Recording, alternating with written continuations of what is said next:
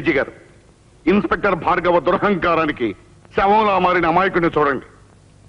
గొడ్డును బాదినట్టు బాధింది చాలక తాగే నీళ్లలో విషం కలిపి నిందితుడికిచ్చి అతి దారుణంగా చంపాడు. పిరికి పందల లోపలికి పారిపోయాడు. వెంటనే భార్గవ్ను అరెస్ట్ చేయించండి. రావు గారు, ఇతని చావుకి కారకులు ఇన్స్పెక్టర్ గారు కాదు, నేను. అవును సార్. ఎంత ప్రయత్నించినా బ్లాక్ టైగర్స్ గురించిన ఆచూకీ ఇవ్వలేదన్న కోపంలో ఇతనికి విషమిచ్చి చంపింది నేను.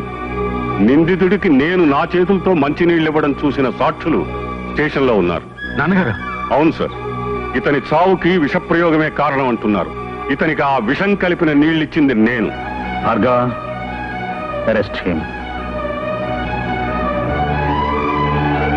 న్యాయం ముందు బాంధవ్యం కూడా బందీ కాక తప్పదు.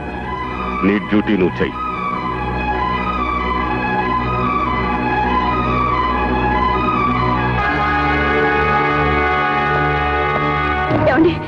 ఏమిటండి దారుణం?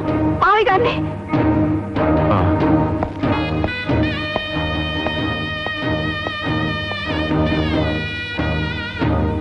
నాన్నగారు, నా కోసం మీరు చెయ్యని నేరాన్ని మీ మీద వేసుకున్నారు. అసలు హంతకులు వేరు. ఆ విషయం నాకు తెలుసు. నేను ఒరిగే చెట్టుని, నువ్వు ఎదిగే మొక్కవి. అవమానాన్ని భరించే శక్తి నీకు లేదు. ఆగండి డిఐజీ గారు, అంతకుని పోలీస్ జీబులో తీసుకెళ్ళడానికి వీలేదు.